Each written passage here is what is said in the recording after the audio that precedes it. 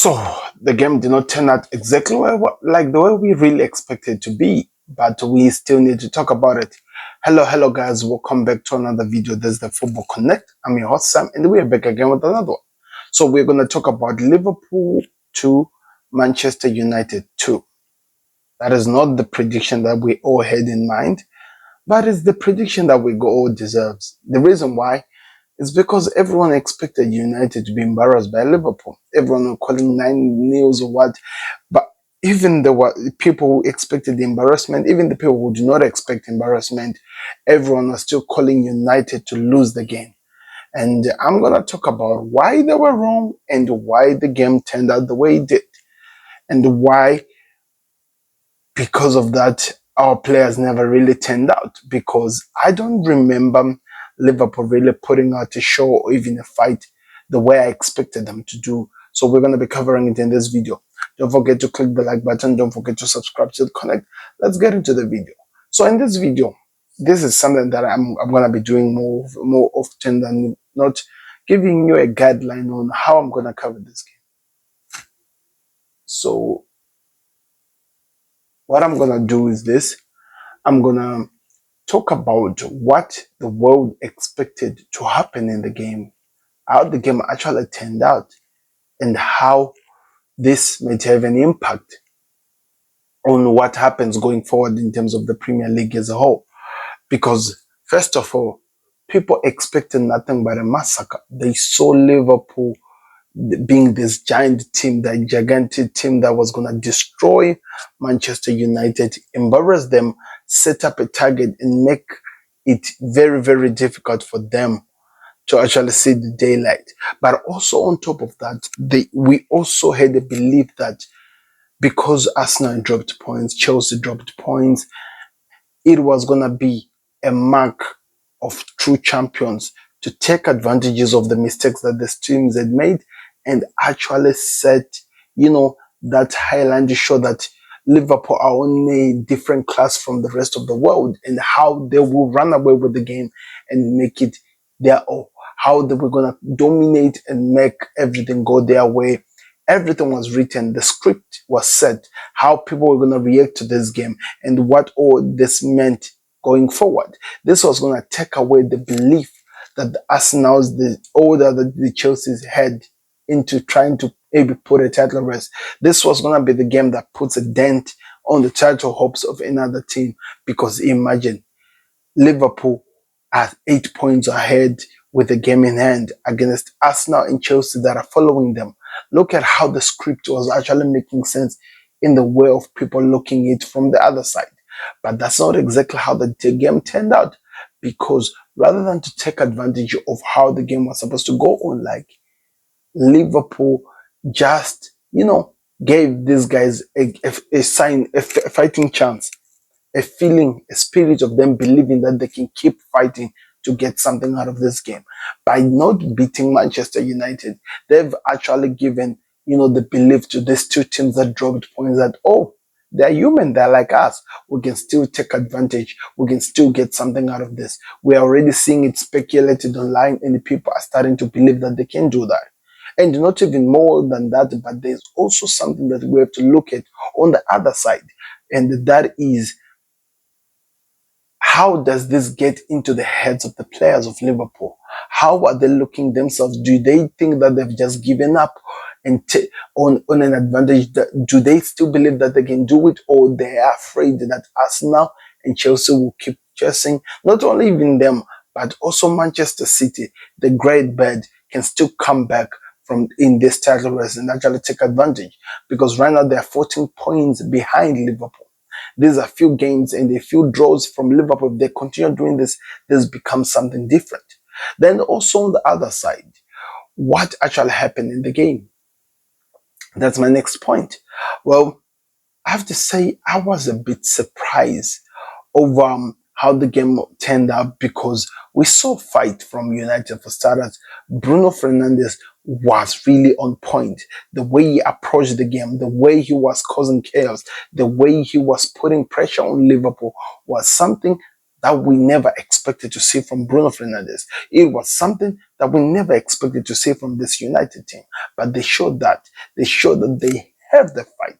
They believe that they can get something. And they fought to the very end. And I think that's what made this game even more exciting than usual, because they were not sitting down. They kept putting pressure on this Liverpool team. And I think they took advantage of that. They took, they played it so well to a point that Liverpool could not do anything. And I think it played so well into their shoes, because Liverpool, in that they tried to push, and them getting the first goal gave them even more confidence than they had.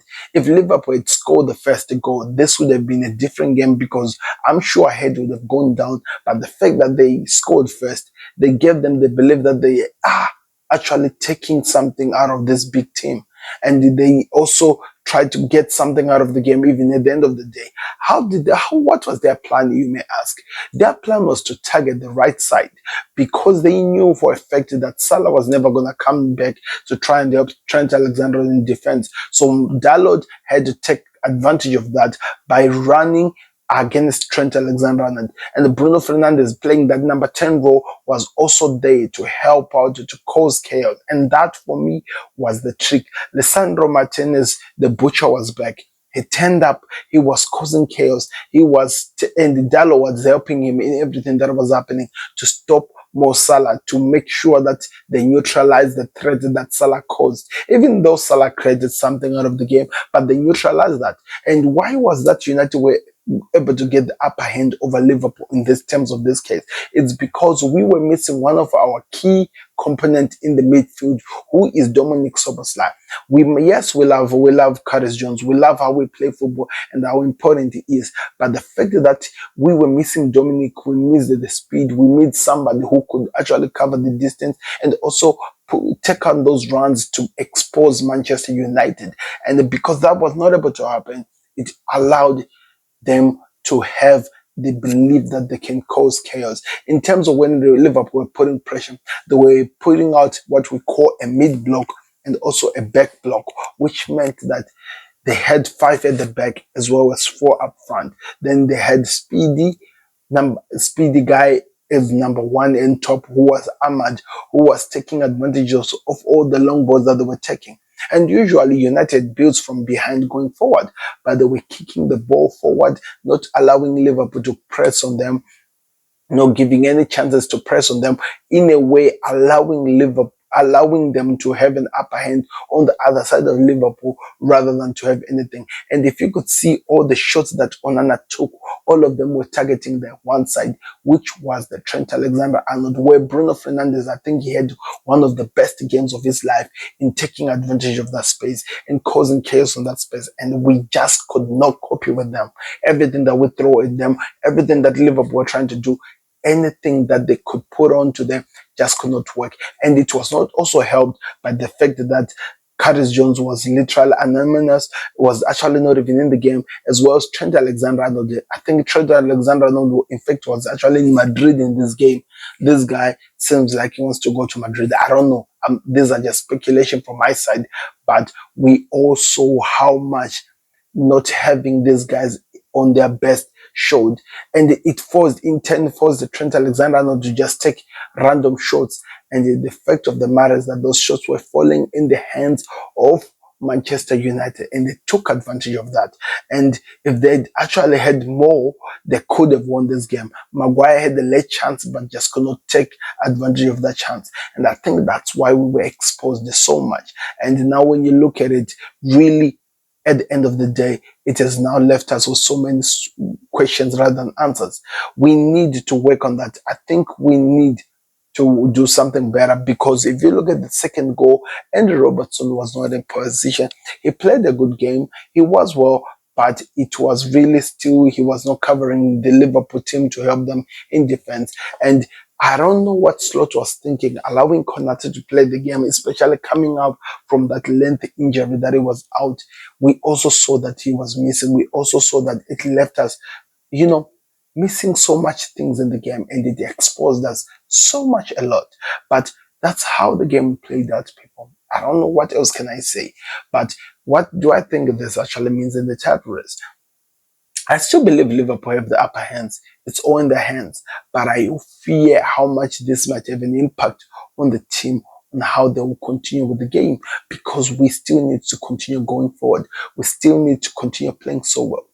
United play so well. They show that they can raise their standards. Maybe on the other side, Ruben Amorim can take advantage of this and use them, because if they can put half of a performance of what they gave against Liverpool, I'm sure they can win with so many teams in the Premier League, because they just made probably the best team in Europe suffocate. And I just wonder what happens. Do I think that the contract talks between, what's happening with Real Madrid and Trent Alexander is affecting his game? I believe it is, because the way he was not in the game, I'm sure something is in his mind, and I'm sure it's Real Madrid. So I just wonder what will happen going forward, but Liverpool needs to bounce back from this. A good goal by Cody Gakpo, a good goal, of course, the penalty from Salah, but also some amazing goals which are scored by Lisandro Martinez, one of the best. Then also that one from Ahmad, mistakes from Liverpool. Let's see how would they improve from that. But don't forget to click the like button. Don't forget to subscribe to the Connect. Let's see what happens. This was my match reactions of yesterday. I could not do it, but we are back and we are doing it. Then we'll also cover what the hell happened this week, maybe later on today after the game has been played. Click the like button, subscribe to Connect. We'll see you on another one. We're out. Peace. Subscribe to the Connect.